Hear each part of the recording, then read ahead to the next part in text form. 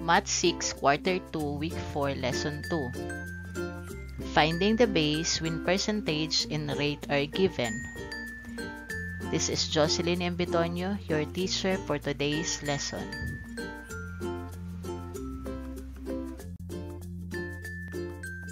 Bago natin talakayin ang ating bagong aralin ay balikan muna natin ang base. Ano nga ba ang base at paano natin ito matutukoy? Ang base ay ang bilang na kumakatawan sa kabuuang alaga. Ito ay madalas na tinutukoy ng simbolong B.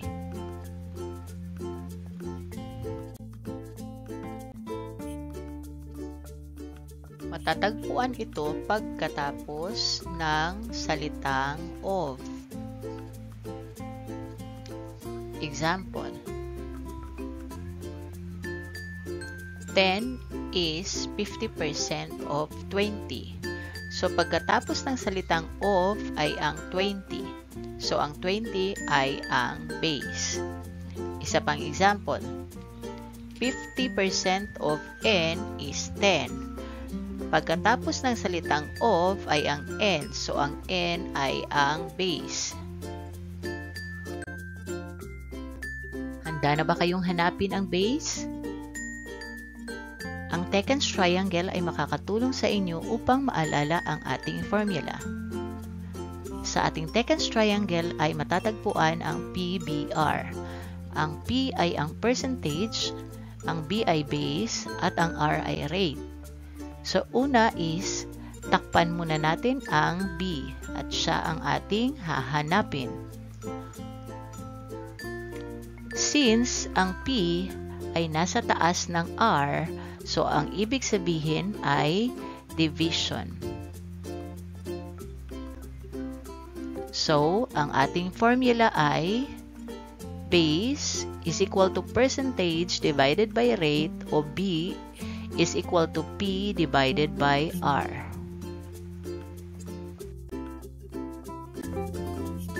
So, gamit ang natutunan nating formula, paano nga ba hanapin ang base kung ang percentage at the rate ay given na?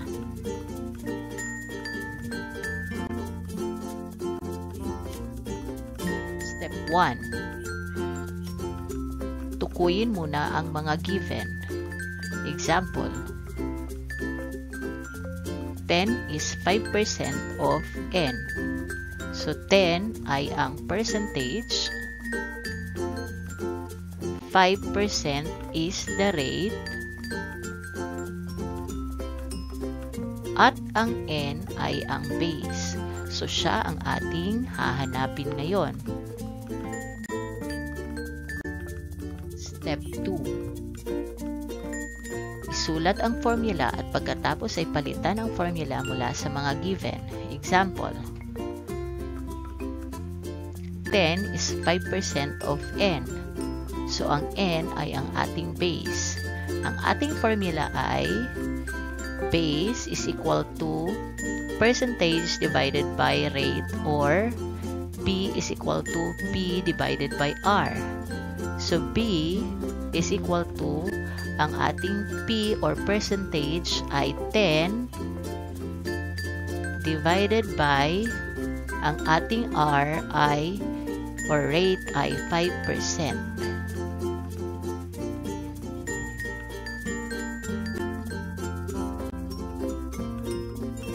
Step 3.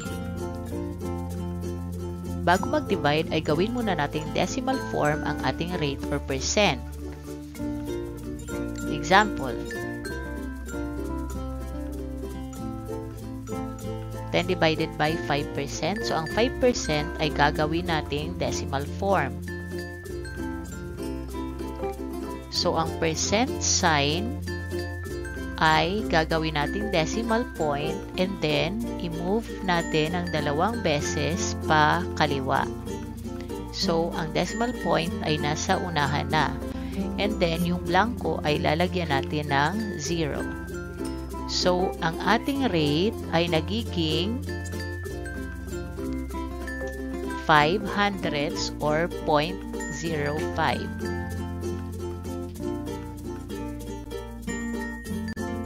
Step 4. I-divide ang percentage sa rate. Example, 10 divided by 500. So, 10 divided by 500. Kung maalala natin ang rule ng dividing decimals, hindi pwedeng mag-divide kapag ang divisor ay may decimal point. So, ang una natin gagawin ay i-change muna ang divisor into a whole number. Paano? I-move ang decimal point ng 2 beses pa kanan. So, kapag nasa kanan na ang decimal point, ibig sabihin, siya ay whole number na. So, kung ano ang ginawa natin sa ating divisor, ganun din ang gagawin natin sa dividend na nasa loob.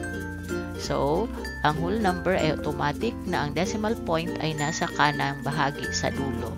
So, i-move din natin ang 2 beses, 1 and 2. So, dahil wala pong halaga or bilang na nandyan, lagyan po natin ng 2 zeros. So, ngayon, pareho na po silang whole number. So, pwede na nating tanggalin ang mga decimal points. So, 10 divided by 5 is equal to 2. Then 2 times 5 is equal to 10. 10 minus 10 is equal to 0. And then, ang ating mga kasunod na number ay 0. So, kahit anong number na i-divide sa 0, ang sagot or ang quotient ay 0. So, iakyat na lang natin ang 0.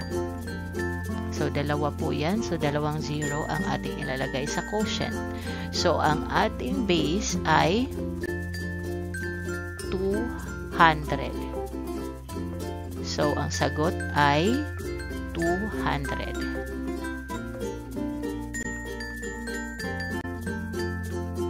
Naunawaan po ba natin ang ating aralin? Subukan po nating sagutin ang let's try this. Hanapin ang base at isulat ang inyong sagot sa inyong big notebook.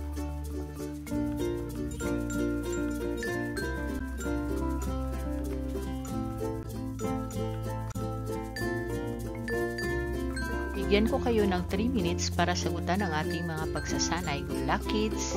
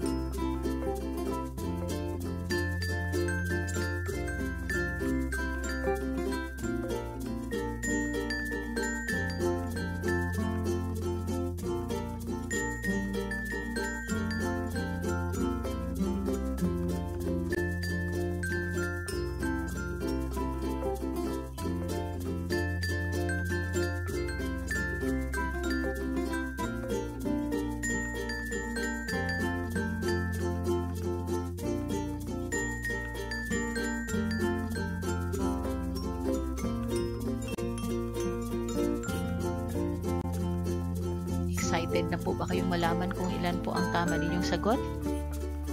Tara na, alamin na po natin.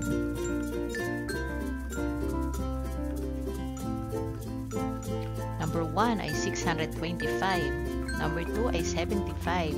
Number 3 ay 300. Number 4 ay 50. At number 5 ay 10. So, kumusta po ang ating score?